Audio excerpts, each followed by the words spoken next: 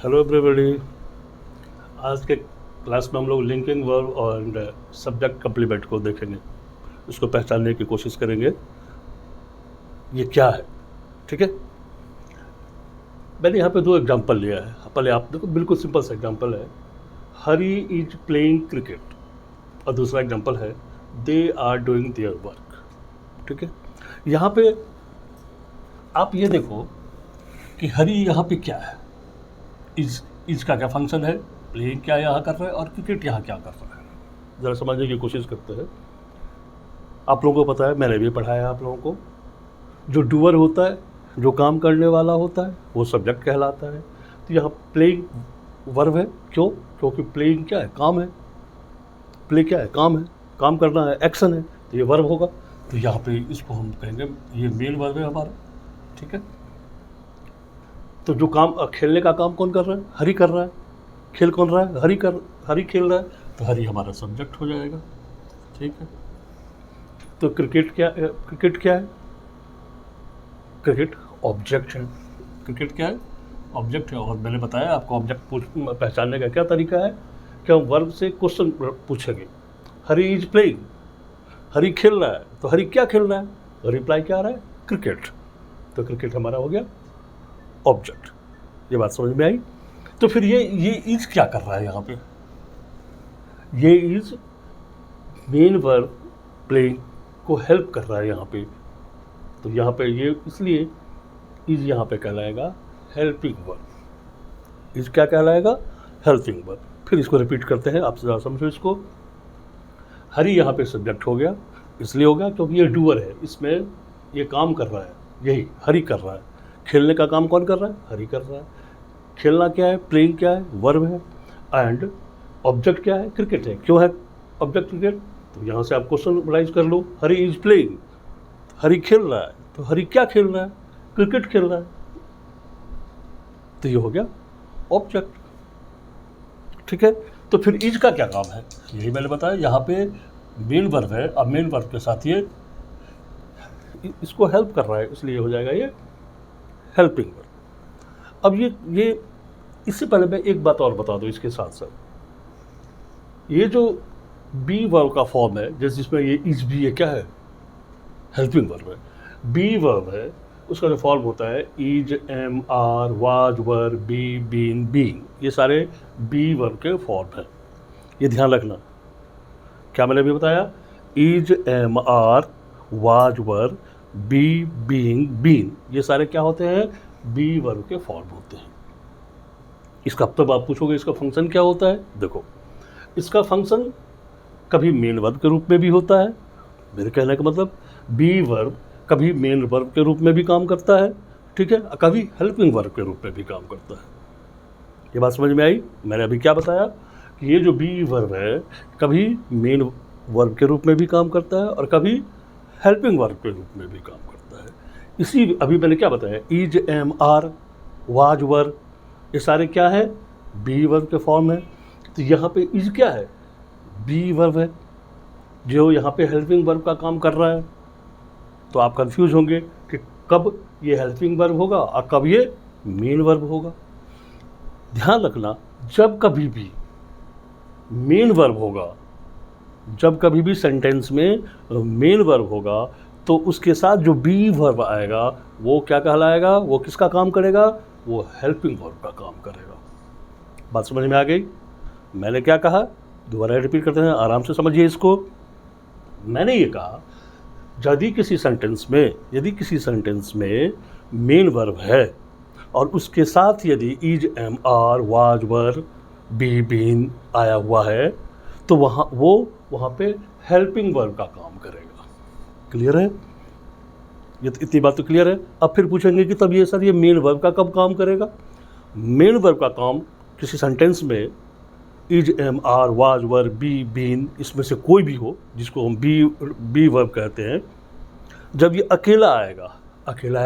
ये क्या मतलब है, मेरा कहने का मतलब है जब मेन वर्ब नहीं होगा तब यही जो बी वर्ब है, is, am, are, was, were, be, been, ये सारा इसमें से कोई एक भी जो भी हो वही मेन वर्ब का काम करेगा। इतनी बात समझ में आ गई? ठीक है। अब यहाँ पे देखिए दूसरी सेंटेंस में आप देखो इस बात को, they are doing their work. इसको आप समझने की कोशिश करें। हमेशा सेंटेंस में देखें कि जो भी वर्ड है इसका कुछ ना कुछ फंक्शन है, और ये यहाँ जो वर्ड है ये क्या है, नाउन है, प्रोनाउन है, एडजेक्टिव है, क्या है, उससे आपको सेंटेंस का सारा स्ट्रक्चर पता चलता है हमारा। ठीक है। यहाँ पे इज है तो ये क्या है, ये हेल्पिंग वर्ब के रूप में काम कर रहा है, ये हमारा मेन वर्ब के रूप में काम कर रहा है। सारी बातें इससे क्लियर है, चल हो जाएगी। चलो मैं आपको बताता हूँ। They are doing their work, यहाँ पे दे क्या है, दे यहाँ पे सब्जेक्ट है। अब पूछोगे क्यों, क्योंकि देखो डूइंग क्या है, काम है, एक्शन है, तो मेन वर्ब ये हो गया, डूइंग क्या हो गया, ये हमारा मेन वर्ब हो गया। तो काम कौन कर रहा है, दे कर रहा है, तो जो काम करेगा डूअर क्या कहलाता है, हमारा सब्जेक्ट कहलाता है, तो दे सब्जेक्ट हो गया। ठीक है।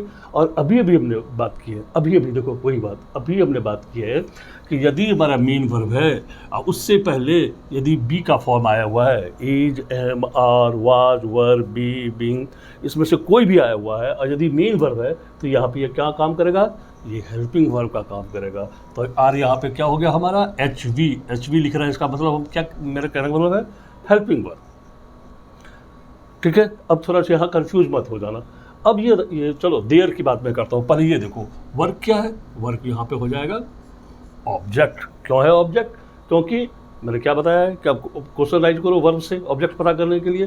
They are doing their work, वो अपना काम कर रहे हैं, तो वो क्या कर रहे हैं, तो वो क्या कर रहे हैं, रिप्लाई क्या आएगा, वर्क, वो काम कर रहे हैं, वो अपना काम कर रहे हैं। तो यहाँ पे वर्क क्या हो गया हमारा, ऑब्जेक्ट हो गया। तो फिर देयर क्या हो गया, देयर क्या है, प्रोनाउन है क्या, नहीं, यही गलती बच्चे करते हैं, देयर प्रोनाउन नहीं है। तो ये क्या है, देयर यहाँ पे पॉजेसिव एडजेक्टिव है, देयर यहाँ पे क्या है, पॉजेसिव एडजेक्टिव है।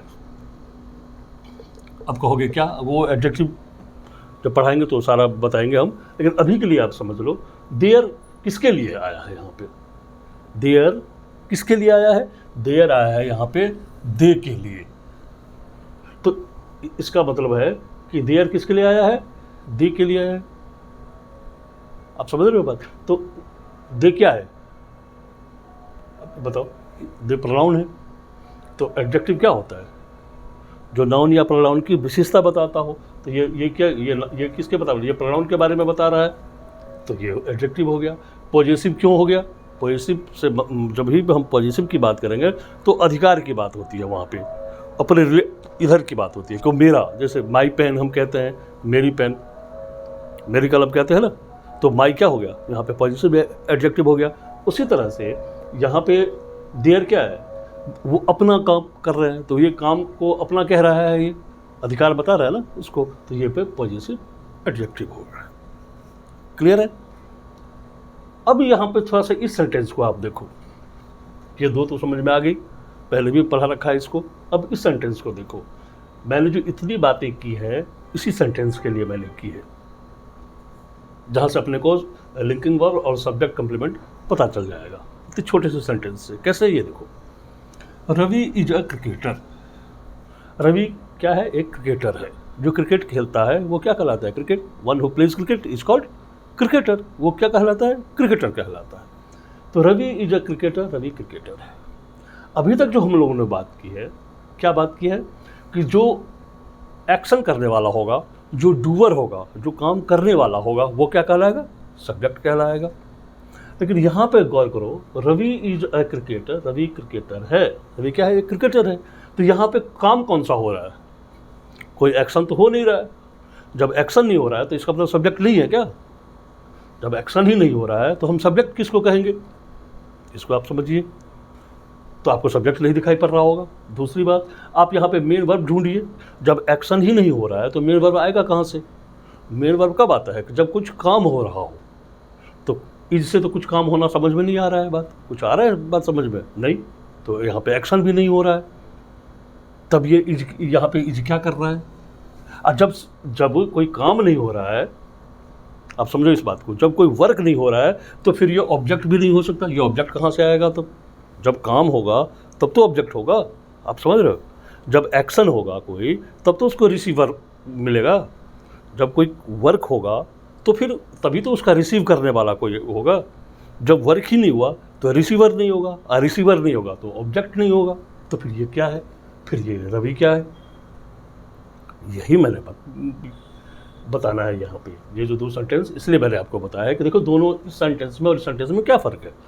इन दोनों सेंटेंस में आप देखेंगे कि एक्शन हो रहा है, यहाँ पे प्लेइंग वर्ब है, मेन वर्ब है, यहाँ खेलने का काम हो रहा है, और यहाँ पे वर्क किया जा रहा है, they are doing their work, वो अपना काम कर रहे हैं।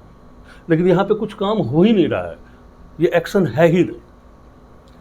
ऐसे सेंटेंस में जिसमें एक्शन नहीं हो रहा हो तो फिर हम सब्जेक्ट कैसे पहचानेंगे। तो ऐसे सेंटेंस में जिसमें एक्शन नहीं हो रहा हो तो उसमें सब्जेक्ट कौन कहलाएगा, जिसके बारे में हम बात कर रहे होंगे वही सब्जेक्ट कहलाएगा। तो यहाँ पर रवि क्या हो जाएगा, सब्जेक्ट कहलाएगा। समझिए इस बात को आराम से। रवि इज ए क्रिकेटर, हम किसकी बात कर रहे हैं, हम रवि की बात कर रहे हैं। तो ऐसे सेंटेंस में जिसमें मेन वर्ब हमारे पास नहीं है तो उसमें सब्जेक्ट वही होगा जिसके बारे में हम बात कर रहे हैं, जिसके लिए हमने सेंटेंस लिखा है। ये सेंटेंस किसके लिए लिखा है, रवि के लिए लिखा है कि Ravi is a cricketer, Ravi cricketer है। इतनी बात समझ में आ गई। अब आगे बढ़ते हैं हम। अभी मैंने बात की है बी वर्ब के बारे में, is, am, are, was, were, be, being, been. ये क्या है, बी वर्ब के फॉर्म है। ये मेन वर्ब का भी काम करता है और ये हेल्पिंग वर्ब का भी काम करता है, ध्यान रखना, ठीक है। ये हेल्पिंग वर्ब का कब काम करता है, अभी मैंने बताया है, फिर रिपीट करते हैं, आराम से समझिए। ये हेल्पिंग वर्ब का काम तब करता है जब इसके साथ मेन वर्ब ना हो, ठीक है।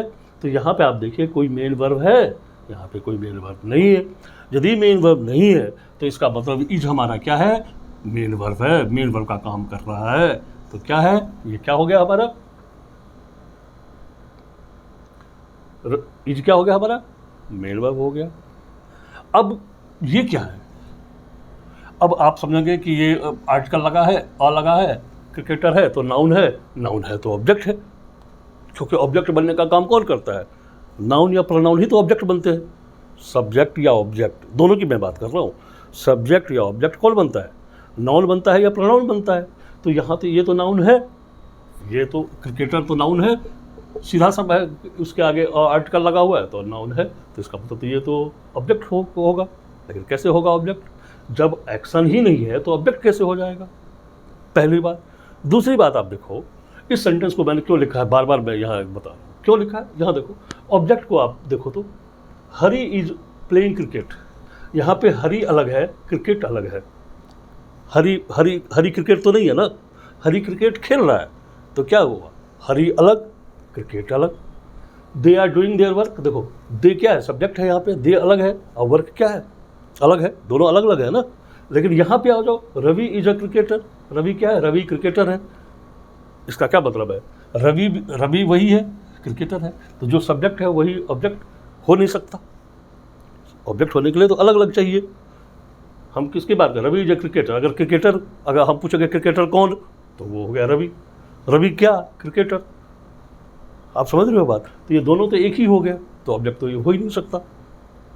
तब ये क्या है, फिर एक पॉइंट और आगे चलो, इसको ऐसे हम लोग आज समझ लेंगे कि पूरे लाइफ में फिर दोबारा कभी भूलने की जरूरत ही नहीं पड़ेगी।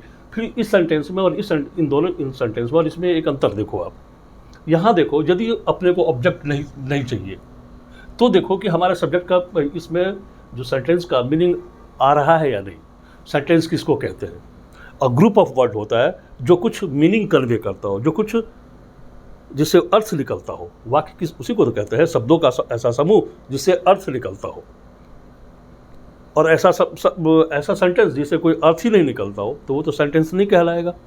अब यहाँ देखो, हरी इज प्लेइंग क्रिकेट, अगर हम क्रिकेट को हटा दें यहाँ पे तो इतना तो हम कह सकते हैं ना कि हरी इज प्लेइंग, हरी खेल रहा है। ये तो सेंटेंस है, पूरा सेंटेंस हो गया। अब ये बताना है कि क्या खेल रहा है तो हम बताएंगे क्रिकेट खेल रहा है, लेकिन विदाउट क्रिकेट तो हो सकता है ना ये सेंटेंस। दूसरा देखो, दे आर डूइंग, वो कर रहे हैं। अब पूछेंगे क्या कर रहे हैं, तब होगा काम कर रहे हैं, लेकिन यहाँ तक भी तो मीनिंग समझ में आ रही है ना। लेकिन अगर यहाँ पे हटा दो, क्रिकेट को हटा दो, तो रवि इज अ, क्या मतलब हुआ, कुछ तो मतलब नहीं है, रवि इज अ, कुछ तो समझ में नहीं आ रही है बात। इसका मतलब है इसका काम तो चाहिए चाहिए, ये वर्ड यहाँ पे चाहिए। अगर ये वर्ड नहीं होगा तो ये सेंटेंस ही नहीं बनेगा। अब बात समझ में आ रही है? तो ये ऑब्जेक्ट भी नहीं है तो इसको कहेंगे क्या? यहीं पे समझो कि ये इसने क्या काम किया। इसने क्या पूरा सेंटेंस को, मीनिंग को कन्वे किया, पूरक का काम किया, कॉम्प्लीमेंट का काम किया कि ये नहीं तो सेंटेंस ही नहीं, सेंटेंस का मीनिंग ही नहीं। तो ऐसे सेंटेंस में ये जो वर्ड होंगे इसी को हम कहेंगे सब्जेक्ट कॉम्प्लीमेंट। क्या कहेंगे? Subject complement. यही हो गया हमारा सब्जेक्ट कॉम्प्लीमेंट। और यही जो हमारा इज है, जो यहाँ पे मेन वर्ब का काम कर रहा है, इसको इंग्लिश में बहुत ही प्यारा सा नाम दिया, बहुत सुंदर सा नाम दिया है। इसको कहते हैं हम लिंकिंग वर्ब। इसको क्या कहेंगे हम? Linking verb. ये क्लियर हो गया कि मैंने इतनी सारी कहानी बताई है क्यों? इसीलिए कि यहाँ पे इज हमारा लिंकिंग वर्ब हो गया और ये हमारा क्रिकेटर क्या हो गया? सब्जेक्ट कॉम्प्लीमेंट हो गया। कॉम्प्लीमेंट मतलब पूरक, जो कमी रह गई उसको पूरा करने को कहते हैं हम पूरक। हिंदी में इसको पूरक कहते हैं, कॉम्प्लीमेंट करना। इंग्लिश में उसको कॉम्प्लीमेंट कहते हैं। ये सब्जेक्ट को पूरा कर रहा है, जो सब्जेक्ट के बारे में ये बता रहा है। ये जो वर्ड है ये सब्जेक्ट के बारे में बता रहा है। और इज क्या कर रहा है? इज जो है ना पूरे सेंटेंस को जोड़ रहा है, लिंक कर रहा है। अगर इज नहीं तो कुछ पता ही नहीं, रवि और क्रिकेट कुछ पता ही नहीं चलेगा। तो इसलिए इज क्या है? हमारा लिंकिंग वर्ब। यहाँ पे इसको लिंकिंग वर्ब का नाम दिया गया है। ठीक है, आई होप आप लोगों को ये सारी बात समझ में आ गई होगी। ठीक है, ओके, फिर नेक्स्ट क्लास में मिलते हैं हम लोग। ठीक है।